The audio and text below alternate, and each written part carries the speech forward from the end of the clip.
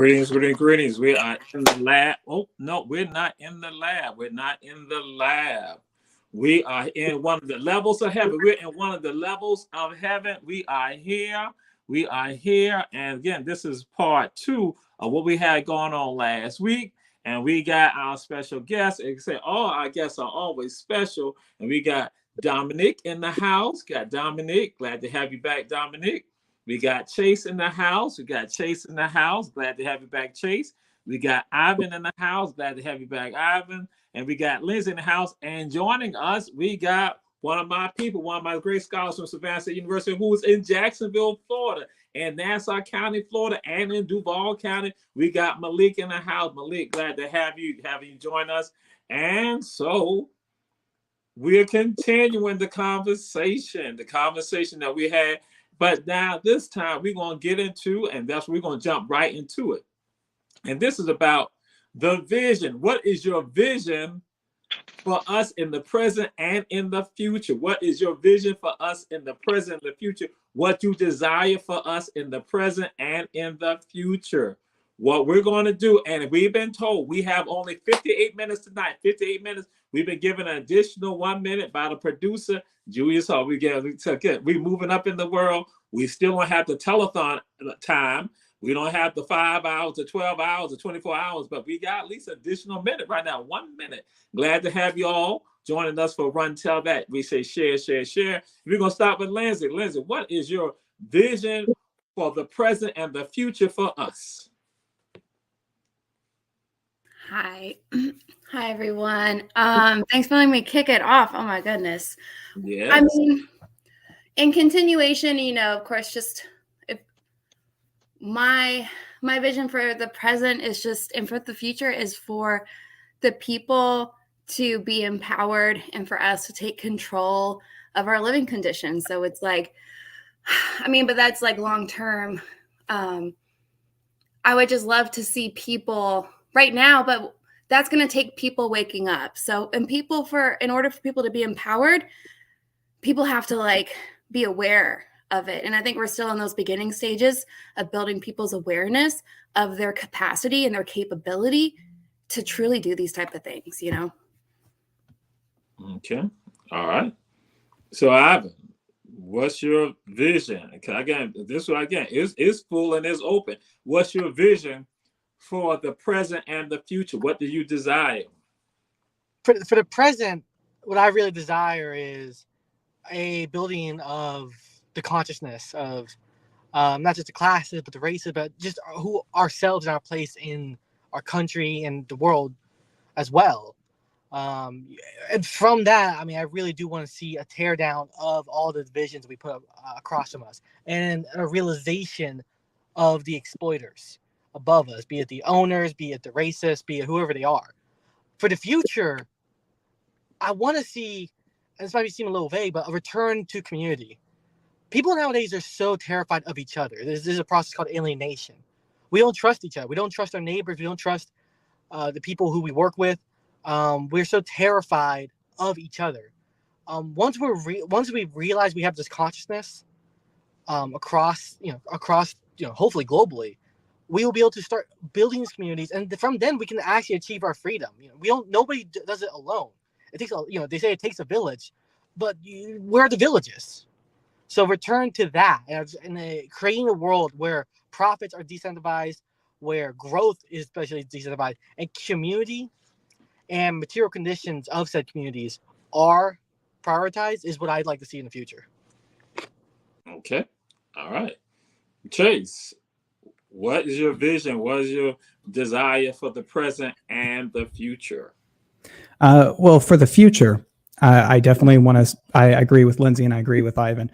I also want to see people's needs being met without question. I want to see some physical results, people having housing if they want housing, if they need it, food being provided, no problem, access to clean water and air. I think that is both a big ask, but such a simple thing to ask for.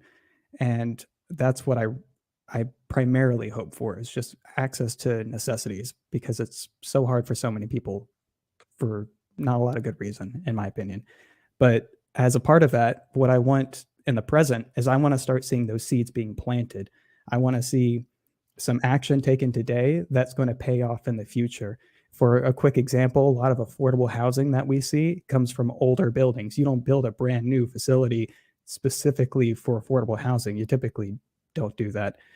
And we can start investing today in housing that is market rate, but in the future, it's going to maintain that rate while housing prices go up, while inflation takes effect. And what you have in 20, 30 years from now is rates today that look really good compared to the future. Okay. All right. So, Dominique, your thoughts, your vision for the future and the present. What do you see? What world that we would need to create? Like Lindsay said, we need to educate people on what's going on. I was doing some research a while ago about the Rainbow Coalition, how we went out, how the Panther Party went out, and they went into the realm of the KKK, and they realized that, hey, you guys are being treated just like we're being treated. It's a class thing, when you break it down and look at it. But it took people to listen and understand and break down those walls to see that, hey, we do have a lot more in common than we think we do. And then they realized that they had a common enemy. So that goes into the quote, the enemy of the enemy is my friend. But for the future, we need to actually, before you can get to the future, you have to have that understanding in the present to move forward. You have to give people that education and see things for what they are. And sometimes you have to go a little bit in the past to say that, hey, these people have been doing this for this long, and this is how you reacted to that for this long.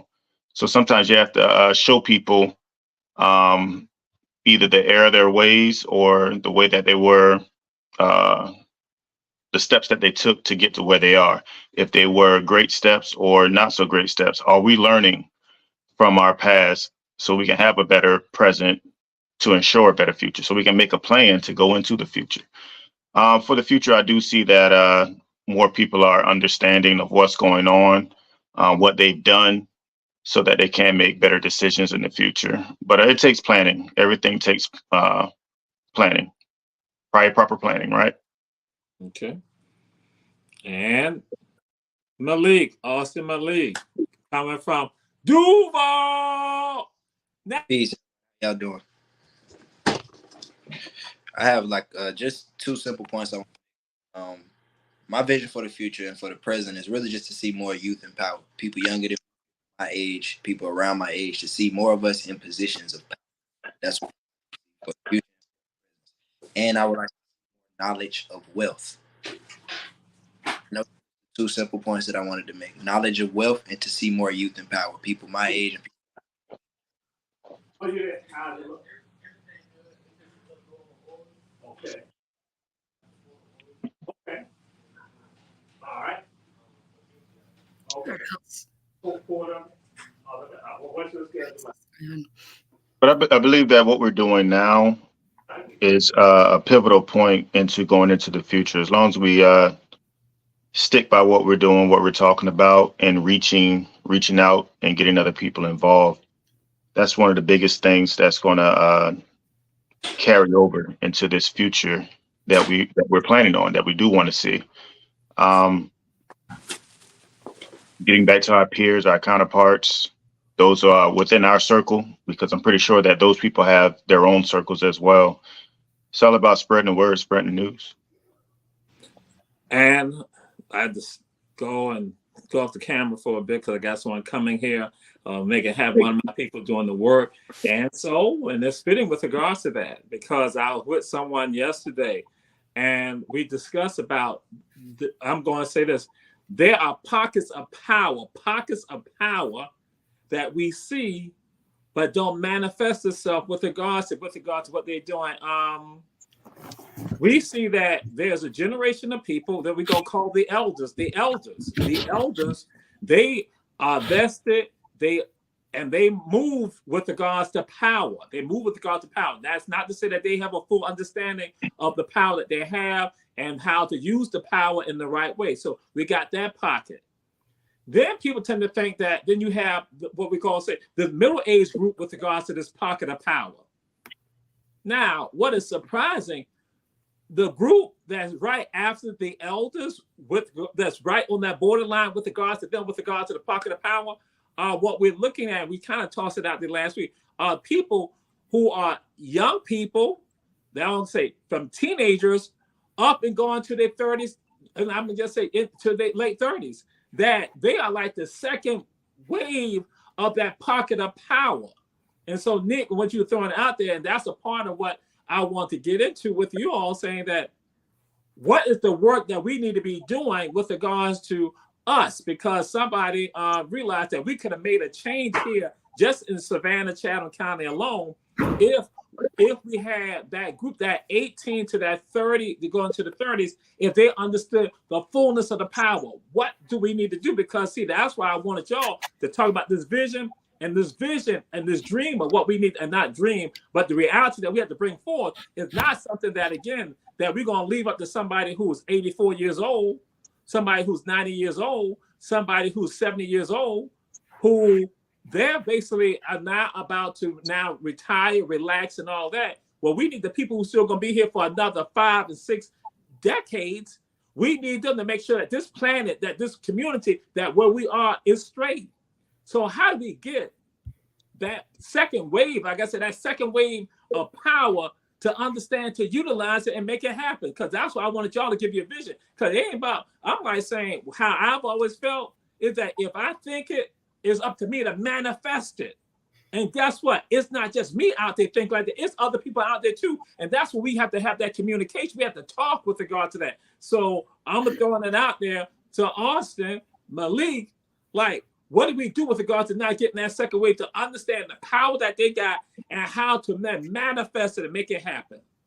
It's your own personal thoughts with regard, because I think the people who are checking out our show tonight, they need to hear this and need to hear it coming from you, because I talk about it, but then it is better for them to hear it and coming directly from you. I'll say understanding not only power and the position of power that they're in, but understanding the power of delegation. See, it's not only power in just holding a position. You have to spread the power you have out so that it benefits the collective more. So all the responsibility is not just on you. You've given some responsibility to the people, so some of the benefits can come back to the people. So understanding the power of delegation while in a position of power, that's the first thing that comes to mind. I'm gonna say this right here. I think I'm gonna steal that from you. I ain't gonna give you no credit for it, but at least you know me and you got love. You know how I operate. When you come with some stuff that's sexy, because that was sexy right there. See, I'm telling y'all checking out this show. See, my people from Savannah State, no, I tell them, they do something, they come with some great ideas. I say, that's sexy. That's sexy. I like that. I'm going to take it. I'm going to use it. I ain't going to give them no credit for it, but they get the grades for it. So I'm just throwing out there. I like that right there. So when it comes to Dominique, and I know you're going to be all skeptical because, you know, you're going to say I'm stealing from a B-type bulldog, but I'm going to leave that alone. We on other stuff tonight. All right. When it comes to delegation, when it comes to our generations trying to let go, one of the biggest things that I feel is fear. They're afraid to let things go. And this is why when we're talking about different things in society and how we see the world changing, we always revert back to what we know, what we understand, what we learned. So we'll talk about back in my day, we didn't do things this way. In my day, we didn't do things that way. We see it in so many different avenues, especially music. You know, we get afraid to let go of certain sounds of music. We're like, oh, we don't like these younger artists, you know, so it goes in generations. And so what happens is we have that fear of, if I let this go, are you going to make it look like that thing I don't like in society? Are you going to, you know, turn it into this thing I don't like in society? But what's something else that I find is that as the world changes, if you're still holding on to what you know, sometimes slowly is becoming obsolete. So we have a generation that don't want to let go certain things, and things are still changing around them, such as technology. So it's hard to let go of something. But what we have to do is meet them halfway to show them that, hey, look, I got it. I can do it. Mm. But how can we get them to let it go? How can we get them to be at ease about it? So I feel that with that communication, ushering in, like we're here online right now, but we need to find this group that we can come in and join in on community activities, join in on community meetings, so that it will give that sense of understanding that, hey, look, this group does have it. They are taking care of it. Because what's happening is if we show up with this generation side by side, we will be there for them to say, okay, this person I can trust. This person I can let go of the helm and let this person guide, because right there we're getting mentorship one-on-one. So are we doing any one-on-one community mentorship with our elders so they can be at ease about it? Are they showing us the way, or are they just telling us, hey, I need you to do it this way? Well, how about this? How about, we get younger generation to come out there with you, and you show us verbatim, line by line, step by step, left seat, right seat. Okay. Whatever helps, but let us know what helps, because you just can't say, hey, go out there and do it. No, show me how you want me to do it, and I can add my new generation approach to it to make it even better, to go along with the changes that are being made. Excellent point. The fear, and people are fearful of a lot of things, and we're going to get into that. And so, Chase, what's your thoughts with regards to that? How do we get that group to now understand they have power and how to use it and to exercise it? Thank you so much, Dominic. I loved your answer. I loved everything about it. I was actually planning on following up by saying, we lead. We show people how it's done. And that doesn't mean that you have to commit to being a leader. That doesn't mean you have to know what that means or how to be a leader. Because I say that because I'm thinking of this 3-minute clip. It's a bunch of people on a hillside, lovely evening. And there's this one guy, one man, he stands up and he starts dancing and he looks crazy. But the incredible thing is that one other person joins up with him, and then 2 more, and then 5 more. And suddenly the whole hillside out of nowhere is dancing. They're having a great time. And it's all because one person stood up and started that. So that's where I think that we can get people involved by showing them that there are other people who think like them and who want to be involved with them. If I can do a quick shout out, anyone on the southwest side of Chatham County on Facebook, there's the West Chatham County community. I'm messing it up. I'm sorry, but Miss Carrie Bieber, she runs it.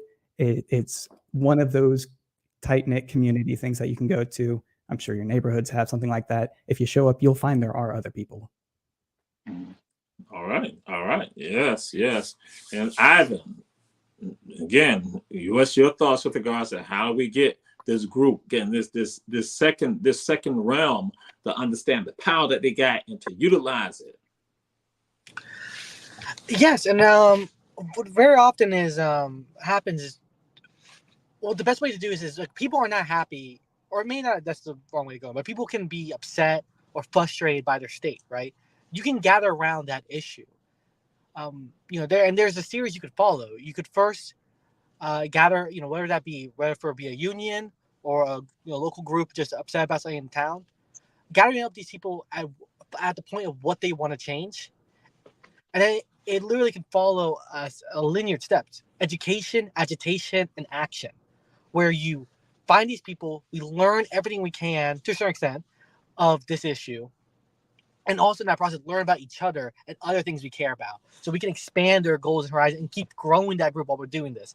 Agitation, as in pushing the bounds of the powers against us to their limit, finding out how far can we go in with their rules. And once you find that limit, that's action. You should already be ready to break past those limits and go to a place where they're not comfortable. Put them where they're frustrated. And when they come to you asking, wait, how do we stop how do we stop you? Because you guys are making this hell for us. And that's how we can really find those powers. And it is people, I think I said this at the last meeting ad nauseum. It comes down to, of course, as always, people power. We have the power. Everything is by us. We always forget that. But through these process of collectivizing and through collective action, we rediscover that power. Okay, Lindsay. And we're all just building off of each other, and so I love what everybody has said. And I think my thoughts this whole time is, and it's not even just like a generational power. I think the power that we are trying to shift isn't just, it is the old helm, but it's been kept and passed down, this way of thinking and this way of going about power. That's what the capitalist class is about, is the way that they hoard power, hoard wealth, and they rule it all. And I think sometimes we try to use our power by duplicating those, and truly showing our power is that collective power is, you know what Yvonne just said, you have an issue with this? Okay, let's change your workplace, and we're gonna run the workplace. Oh, you don't like your housing? Okay, get a tenant organizing together, and you guys, and it's shifting, because in this system we have to shift in increments, and it will come to where we are agitating them, like Yvonne said, but we have to look at those ways of power that we're not trying. I am not trying to be a billionaire and then give my billions to other people. You know, that is not my goal. My goal is to just like open up that so everybody can come and get what everybody needs, and we all agree upon it. And then what Dominique was saying about fear is that people fear this type of world because we fear each other and our greed. But we have to show people the world that we're creating and these values and these morals, like it will heal our humanity to where we don't have to fear each other. That fear comes out of the conditions of the scarcity that we have been fed. And then we try to chase that capital because we think that will help us. But that's not the power that will help us. It's the power of the people. So I think it's like trying to get people to shift their ways of that, you know, and we do need economic power, right? There are ways to do that, but it's not just through you getting it, you know, hustling and becoming that. So I think it's really shifting ways of power and how we view that. And then we really are unstoppable because each of us has so much, but we have to learn and work together. And it's only through our collective power and our democratic agreement that we can do that. And so it's really like, and that's why they say it's a revolution. It's like we're truly like shifting things, you know. But I think at the core, everybody knows that things are messed up and this world is crazy, and that's why we're told to like fight against it. But we can't fight using those tools. We have to find other ways. Okay. And Mr. Producer, I apologize. I should not have. Mr. Producer told me I was not supposed to ask a question at 20 after. So, Mr. Producer, we're going to let you go ahead and run the commercial. If you want to run 2 commercials, that's fine, Mr. Producer. I apologize. I'm willing to take, you know, if I made a mistake like that, Mr. Producer, because we got to get these bills paid. So, thank you, Mr. Producer. We'll come right back. 1, 2.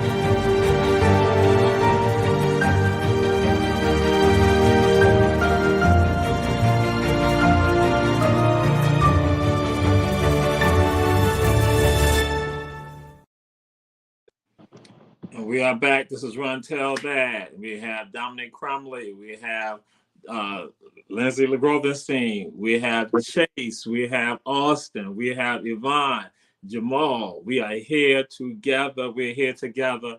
And something that Chase said, that is actually what we were going to be having a conversation about. And Lindsay then, because a great segue with regard to, but I got to go and say, the people checking out the show, Aria Scott, glad to have you. David Bannon, glad to have you. Fahim, glad to have you. Charles Morris, glad to have you. And Charles is excited to seeing, hearing what you all are saying and checking out what y'all are saying.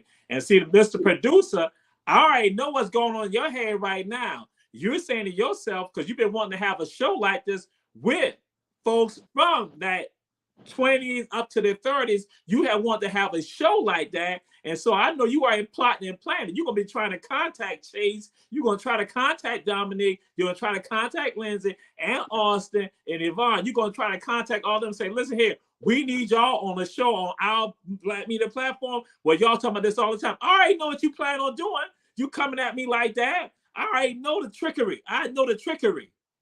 Yeah, that's what's about to happen. That's what he's going to do. Don't be surprised. So, you had said that.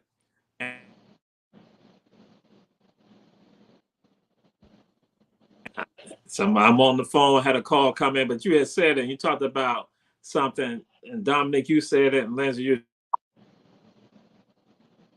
addressed it. I just got to ask the question, what are we afraid of? What are we afraid? So, Chase, what are we afraid of when we want to make change? What are we afraid of? And this is your own thoughts, your own perspective. What are we afraid of? I think a lot of people are afraid of looking crazy, of standing out alone and getting this feeling of maybe they're in the wrong, whether or not they are.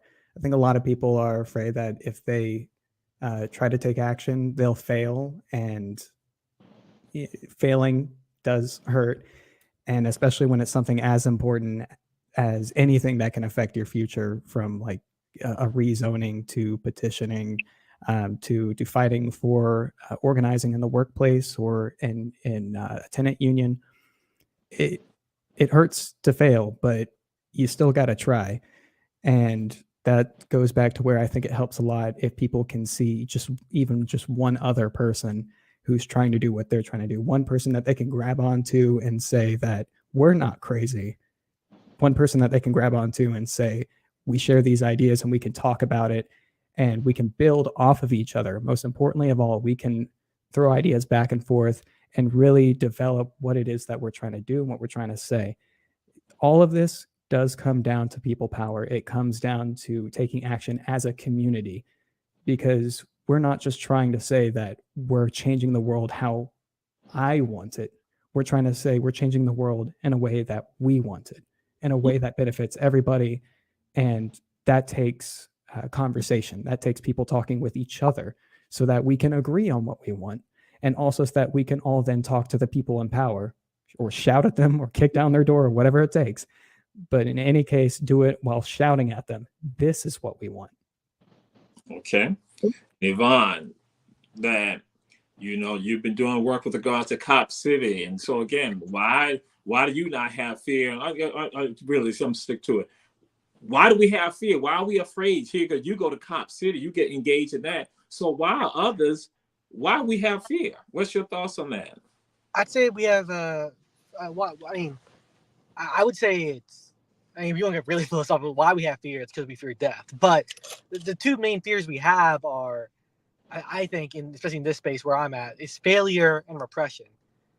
Repression is much more easy to explain. It's just the state, or the powers that be, whether it be owners or the government, acting out towards us.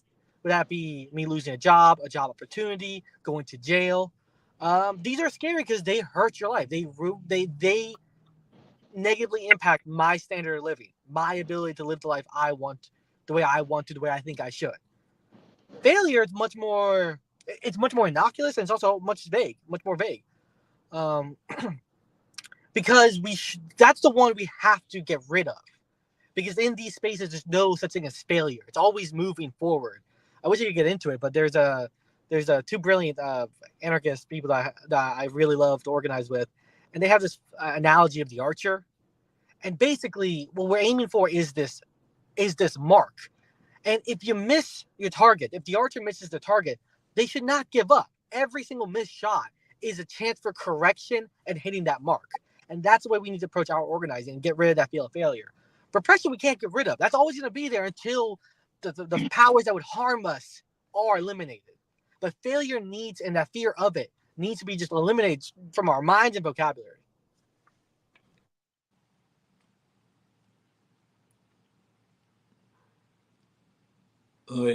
Yvonne, I think the audio may have gone out for a second.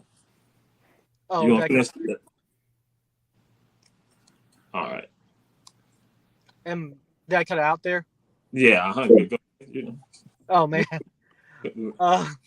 What you guys? It was just the latter part. You know, it was just the last couple of seconds what you were saying. Oh, okay. No, I was just saying that the fear of oppression we can't get rid of. That's always going to be there if the powers that be and that control us are there. So that has to be eliminated.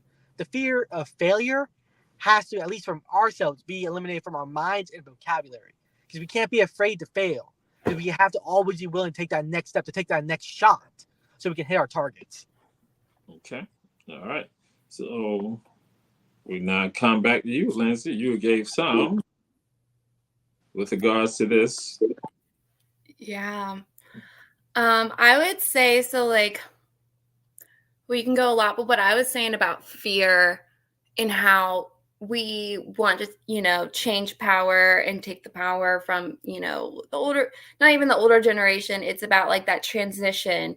I think people are scared of transition. I think people are scared of change. They're scared, anytime you talk about socialism, people will say, oh, that's utopia, as if like that's bad. Like we shouldn't try to make things better, right? Because we're scared of not getting there. Oh, we can't. Oh, it's perfect. You can't do it. So that fear of failure, we're fear of change. People were this type of society, very divisive because they're hoarding onto their wealth. The capitalist class, they want to keep the people divided. And so they will always keep us divided over, liberal, Republican, black, white, poor, rich, all of these. And we're always going to fear the other. And I'm always going to fear somebody with a different belief than me. And again, that's about our collective powers, our power to come together and to overcome those type of boundaries and to talk. And it takes us talking to each other and coming out. But I think it's like this really fundamental fear that people have. And as organizers and people who are trying to make a change, we have to kind of coax people out of that and show them that you have nothing to fear from human beings, and like we see that right now. I mean, I can't not mention like what's going on in Palestine right now, and in that there's this dehumanization of Palestinians and their genocide right now. And it's like but that happens all across. Again, I work with refugees all across the world. People, and it's mostly brown and black bodies, are just being killed.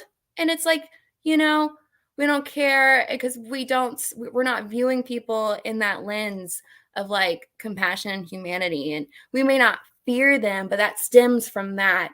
It stems from that type of thinking, fear and hatred and like darkness. And we got to get out of that, All right.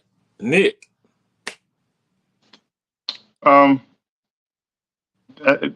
thing that a lot of people are saying the same thing: change and failure are the two things that biggest things that we fear, or the older generation may fear. Are we still talking about the elder generation? No, when it comes to fear, just in general. Okay. I'm just saying.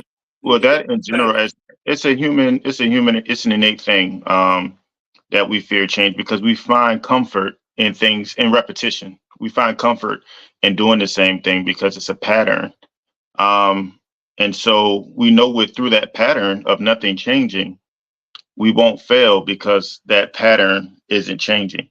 But what happens is, while you're doing that, the opposite side, who's ever trying to overcome you, they're studying your pattern. They're studying what you're doing that's not changing.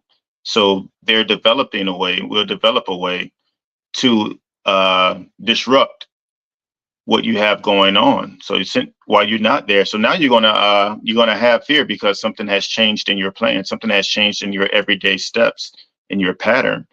But to ensure, sometimes you just have to understand that whatever you have going on, your plans, it may fail.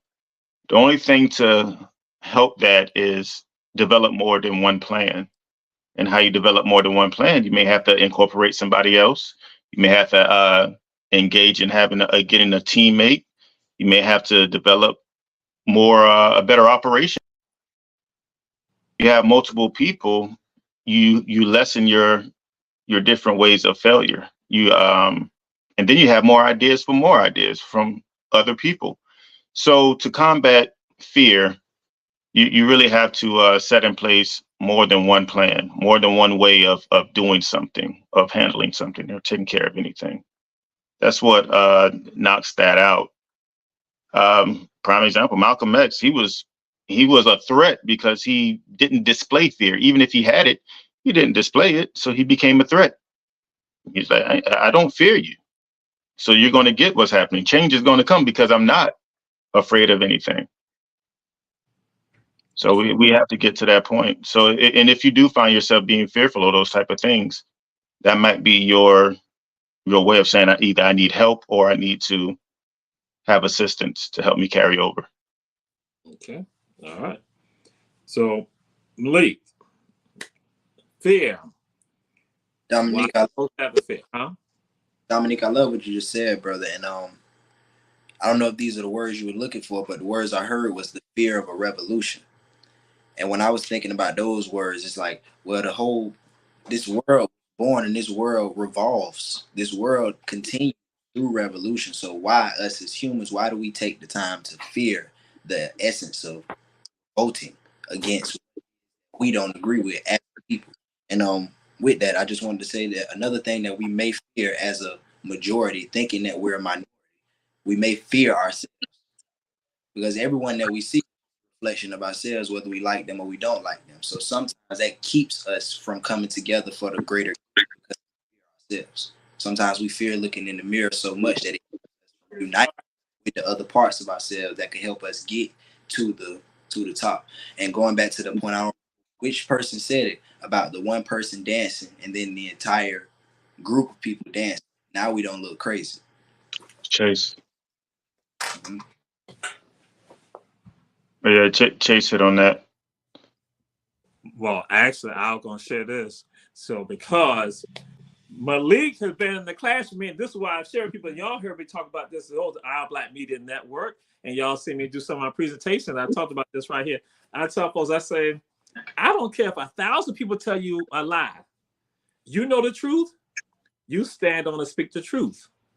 And you continue to do it, even with 1,000 people. And I said, what eventually will happen? That's what Chase was saying. Part of it, I was like, this falls right in line with us. That I tell people what will eventually happen. Some of the people who are speaking the lies, they start saying, you know what? What she is saying, what he's saying makes sense. Then they come up on the other side. Yeah. And then they begin to speak the truth also. Then what happens? Some other members of that 1,000 start hearing it too, and they start coming over. And then that's why I said we begin to have that groundswell, because you still have that opposition, but then you now have the truth speakers out there who are going to remain steadfast. And Nick, going to what you're saying, that again, and not conveying the fear of telling the truth.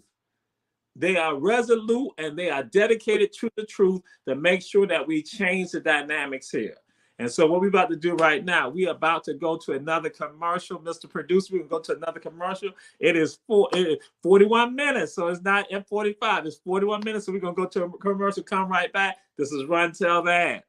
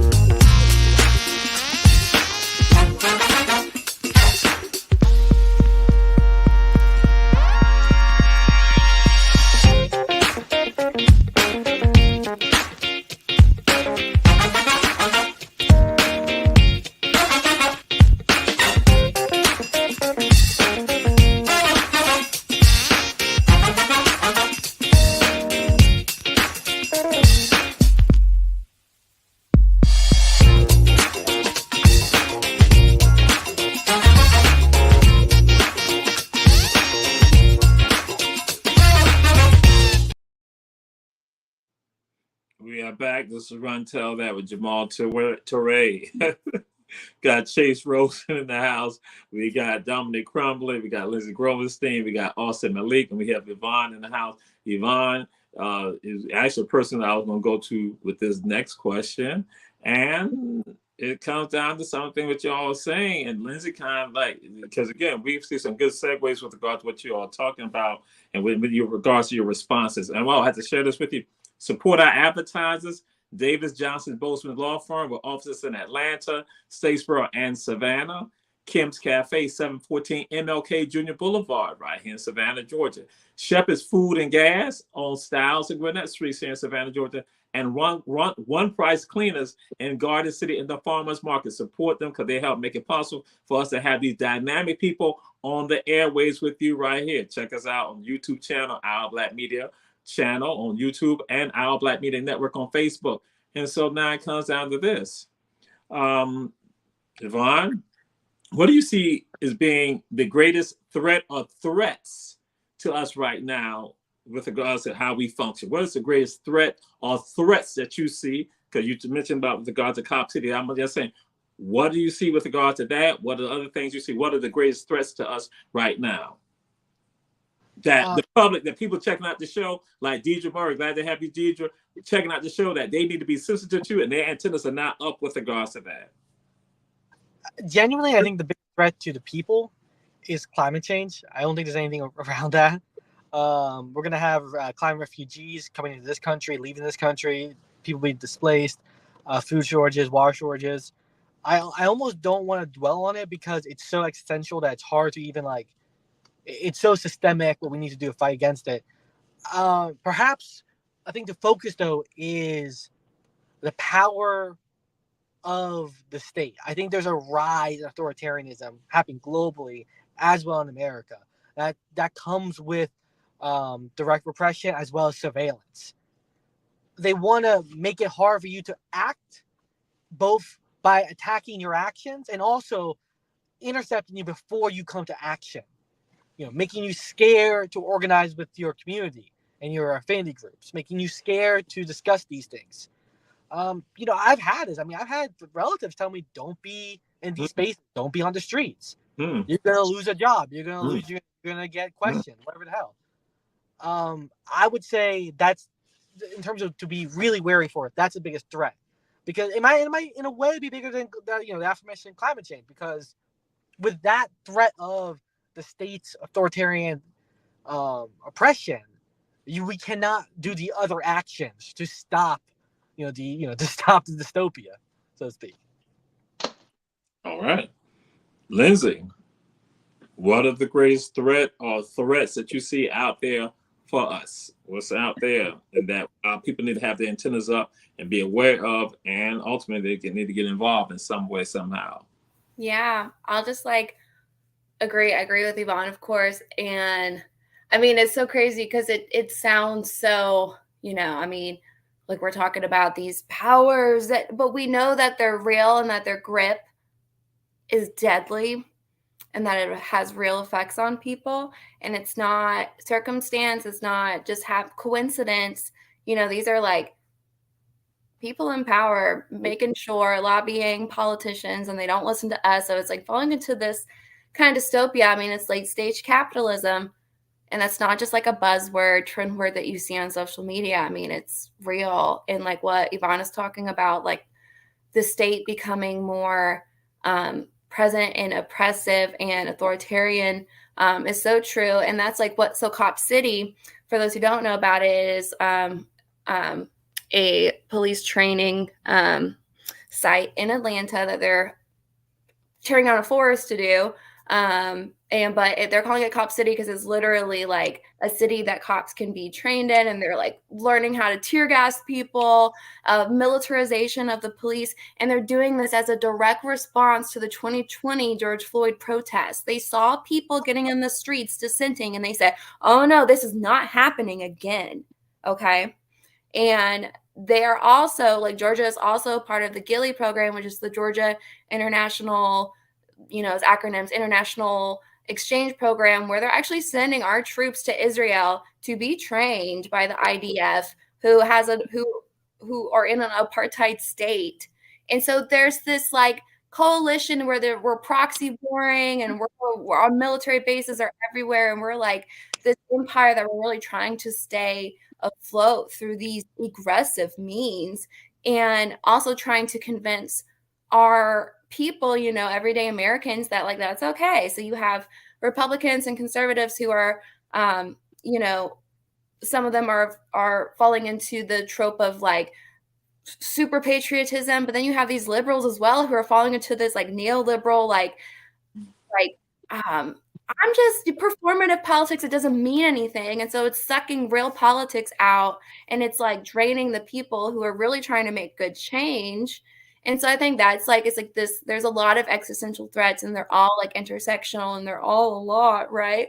But us coming together and you finding something that you want to organize with, and it's so important. So I'll leave it at that. That there's a lot of threats, but that means that we can get together even more. All right. I don't mean to interrupt, but real quick about Cop City. And we can't forget that the first ever environmental activist was murdered involved in the construction of Cop City, Tortuguita, was shot and killed by the Atlanta PD, by the Georgia State Patrol, and that can never be forgotten. All right. All right. Yes, indeed. And so, Chase. Excuse me. At the risk of just repeating Lindsay, I do think the biggest threat is these sort of private powers that are in places of authority.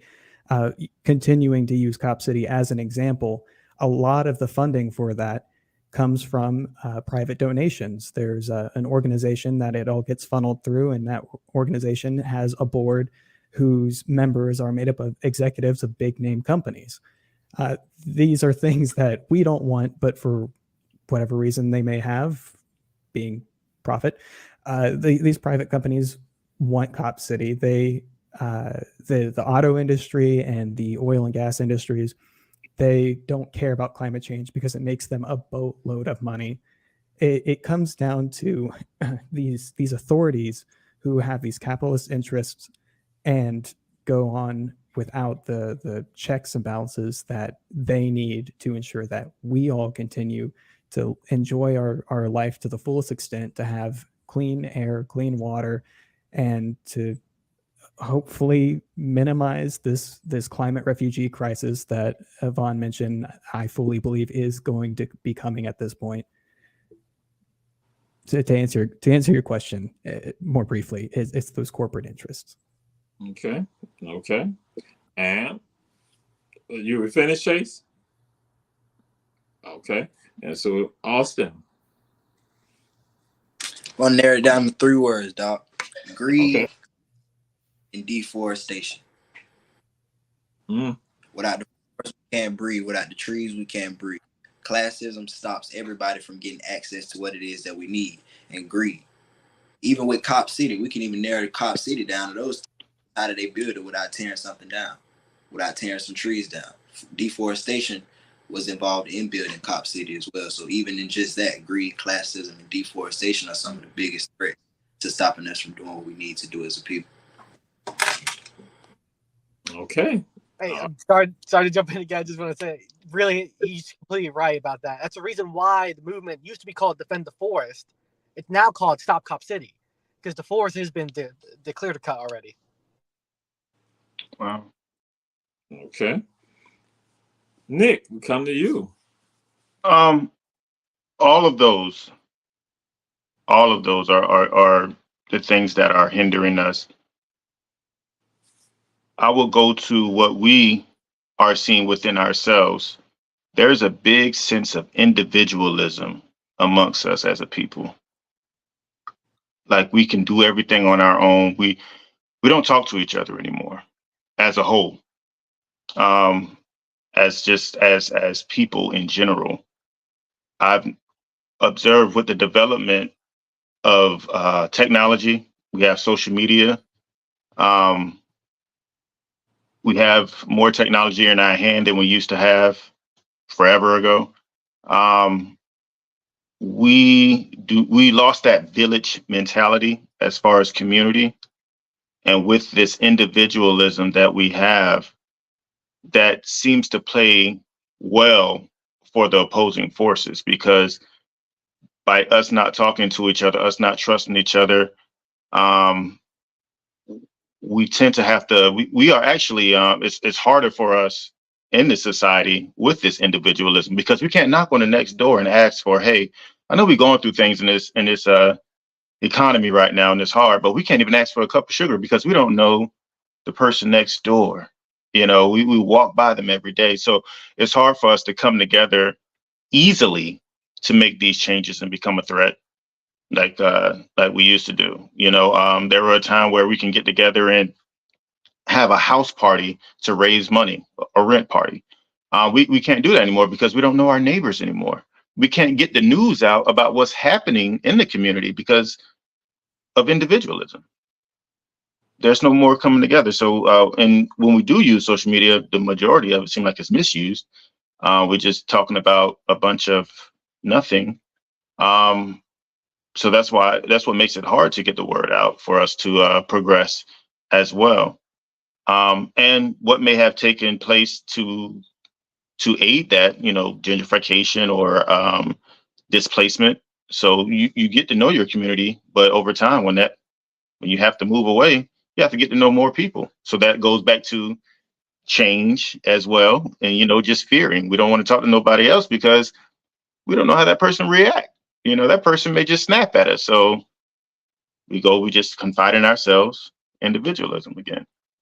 So to fight that and to fight those things, you know, we must actually not be afraid to talk to each other so we can talk about those other things, those other topics at hand that will turn around and save our communities. Okay. All right. And now Yvonne says something. We understand about climate change. Ain't nothing existential or none of that there for us because we farm in promised land. And I tell folks, I told this to various people, I have seen the changes with regards to us farming last year with this year, just in the farming. And we know this tied to climate. We talk a variety of issues because we do environmental issues. We address all of that. We see it. And in fact, just throw something out there to you, the impact on us is that Weyerhaeuser, which is they own over 12 million acres of land in the United States, and they manage another 14 million in Canada. Weyerhaeuser has a plan that they want to use methyl bromide fumigating some of the wood, some of the lumber. In Riceboro, Georgia, methyl bromide is toxic to the lungs and also causes ozone depletion. Some elected officials denied the request, but others, they went from the city, then go to the county. And so then the county gives some approval. And so, but we don't have the assurances. Now the people had to stand up. And so we had to pass on that information. So that's why it becomes crucial for us to understand that none of it's happening in a vacuum. It is all connected. When we talk about what's happening, what's happening in Northeast Africa, when we look at what's happening in Gaza, we look at what's happening in IAT, what's happening there in Eritrea, what's happening there in Ethiopia, what's happening in Sudan, what's happening in the Congo, we see in Myanmar. We know all this right here is all connected. What we see happening in Turkey, it is all connected. We got to stand up and have to speak out. We can't be silent because injustice, when you see injustice, you're supposed to speak out against it. Right. But you're supposed to do more with regard to removing the injustice. And so that's the thing. Now we're going to close with this. Again, we have 1 minute. I'm looking at what's up here on the screen. The producer may give us a little bit more, but we got 1 minute. Actually, I said, Mr. Producer, give us 2 minutes. And we want you all to give a word to the people out there. So we can't take a lot of it. So we got 2 minutes right now, not 2 minutes each, that within the 2 minute time period. So we're going to start with you, Nick. What's the word that people need to have? And if you think on how they can get in touch with you too. That's the other thing. Have more courage. Talk to people, communicate, and don't be afraid to do it. You can see me on Facebook, Dominique Crumbly, and yeah, that's it. And on Instagram. Dominique Antoine on Instagram. Okay. All right. Austin Malik. Make peace with anybody that you can, that you may have disrupted their peace. Atonement is what will save our lives. Personal atonement. If everybody personally atones with who you have done wrong, the world will change overnight. That's my belief. I stand on that. You can get in contact with me personally, 904-386-5199. It's Austin Malik, 904-386-5199. All right. All right. Chase Rosen. Oh, yeah. I'm just going to echo, talk with people. Don't be afraid to really connect with someone. Knock on your neighbor's door and, say, hey, if you need a cup of sugar, I have some now. And you can reach me at email is best for me. Email at racenickchase, RACENICKCHASE @gmail.com. That's the best way. I will get it immediately. All right. And Yvonne.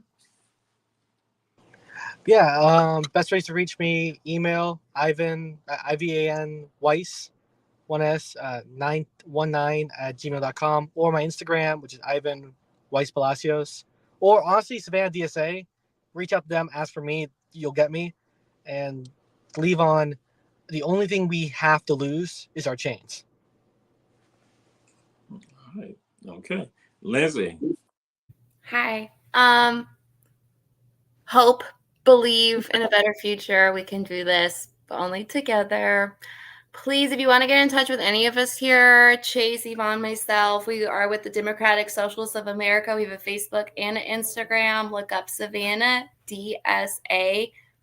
We want to work with you. Whatever issue it is that you have, let's collaborate. Let's talk offline. Let's get going. Let's get organized. Let's do it. Please get in touch. All right. Erica Taylor, glad to have you here with us. And my brother from Hershey, Virginia High School, Jack Sowers, when I say, love thy neighbor. And that is so true. And so, Jack, I'm going to tell you, I'm going to throw this out there. Dominic, when you were saying something comes into play. Air conditioning, central air and heat. Because what happened at one time when we didn't have the air conditioning, we sat on our porches. We sat outside. So we saw our neighbor, we saw the people in our community, and we talked to one another. But when we got that AC, we all now go inside and we don't connect to the people. And that's what it is. We got to connect to the people. We got to love our neighbor. We got to look out for us and make change. This has been Run Tell That. This has been great 2 shows we've had with you all. Glad to have you.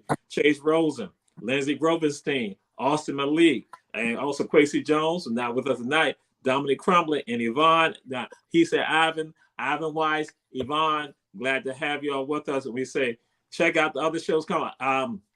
Donald Trump is allegedly sent information that's going to be discussed on the Rabble tonight. And so to address some of us tonight. So I don't know what Trump, I say, from Trump. That's why I'm going to say from him. But that's what I was told on our Black media, the Rabble show coming up next at 7:15 is something from Donald Trump. That's a gift to all of us. I don't know what it is, but I say from him, just to let you know that. So this is Run Tell That. Glad to have y'all. Check us out next week on Run Tell That. And again, we thank all y'all for joining us. Chase, Dominic, Austin, Yvonne, Ivan, and Lindsay. Peace and blessings. Peace and blessings.